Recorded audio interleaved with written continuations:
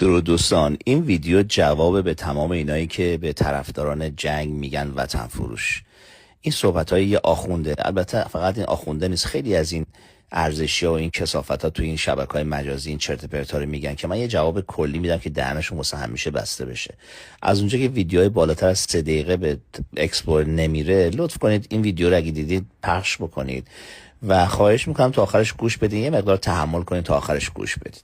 بریم گوش بدیم ببینیم این کثافت چی میگه تا برگردیم با هم دیگه. من میگم حکایت اینایی که وقتی به کشورمون حمله شده خوشحالی میکنن، مثل اون کسیه که به خونش حمله کردن دارن به مادرش تجاوز میکنن، از صدای تجاوز به مادرش لذت میبرن. بهترین تشبیه. حکایت شما رو گوش کردیم. من این ویدیو رو 4-5 دفعه طول کشید بخوام ادیتش بکنم چون واقعا اشکم در میومد. این ویدیو که شما داری میبینی، حالا حکایت من رو گوش بده آقای حاج سوراخی. این ویدیو که از عملیات‌های زمان جنگ ایران و عراق، این خبرنگاری که داره این فیلمو میگیره عراقیه و این بچه‌هایی که داری رو زمین میبینی بچه‌های مان، سربازای مان، جوانای مان. ما تو ولفجر 4 10,000 تا کشته دادیم، یعنی تعداد کشته‌های ما با مفقودین ما 10,000 تا بود.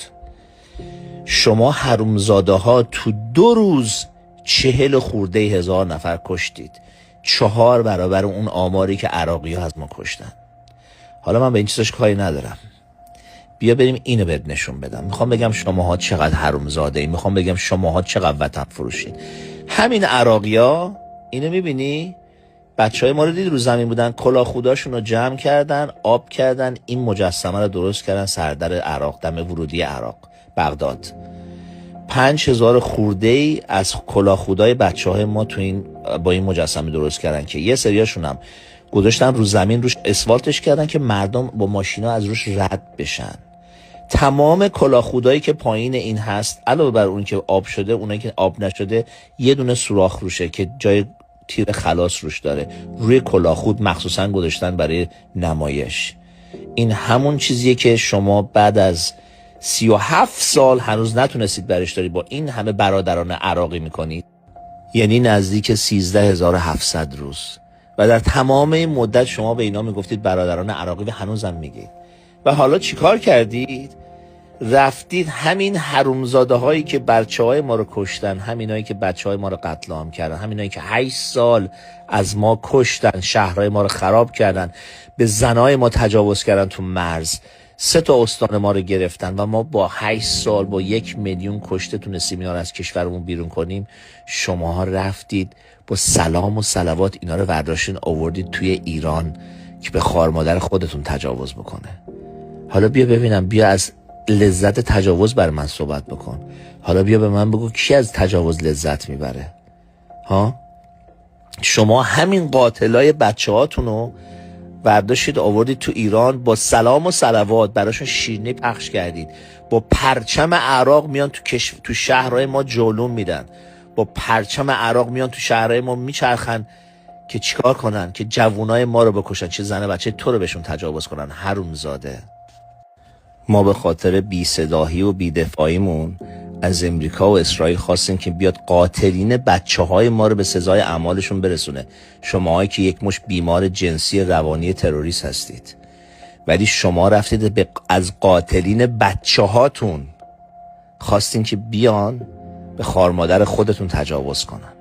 حالا کی وطن فروشه اینجا؟ ماها وطن فروشیم یا شماها؟ شما با داشتن اسلحه رفتی قاتل بچه ها تو برداشتی از یه کشور دیگه آوردی تو کشور خودت که به زن بچه ها تجاوز بکنه.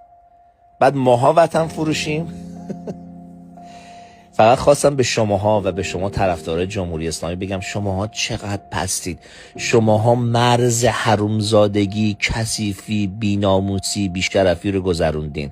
شماها یک مش بیمار جنسی روانی هستید که به زن و بچه و ناموس و شرف خودتون رحم نمی کنید. ما اگر به امریکا و اسرائیل گفتیم نه امریکا هم مرز ماست نه اسرائیل، نه هیچ کدومشون میتونن هیچ کدوم از قسمت خاک ما رو بردارن، ولی شما خاک ما رو دادید به عراقی که همین الان با پرچم عراق میان تو مملکت ما جولون میدن، تو شهرهایی که هنوز بچهای ما مفقود الاثرن، هنوز تو اون خاک بچه‌ها زیر خاکن و پیداشون نکردن، هنوز بچه‌هایی هستن که نمیدونن اسمش رسمشون چه، به عنوان شهید گمنام خاک شدن و شما حرومزادا رفتید اینا رو آوردید توی مملکت ما. شماها بیشرفید، شماها حرومزاده اید. این روزا میگذره، تموم میشه، هیچ جنگ ابدی نیست. همونطوری هم که دارید میبینید بالاخره یه مدلی تموم میشه که به نفع مردم ایران خواهد بود و این شما میمونید. امریکا هم میره کشور خودش، اسرائیل هم برمیگرده جای خودش. ما 85 میلیون ایرانی داغدار میمونیم و شماهایی که نه دیگه جایی دارین واسه فرار، نه تو اروپا میتونین برین که 10 میلیون ایرانی که از دست شما فرار کردن منتظر شما که بیاین، نه تو ایران دیگه جا دارین. شما میمونیم و ما. حالا بزنین، هر کاری میخوایم بکنین. اون روز خواهد رسید، ما میمونیم و شما.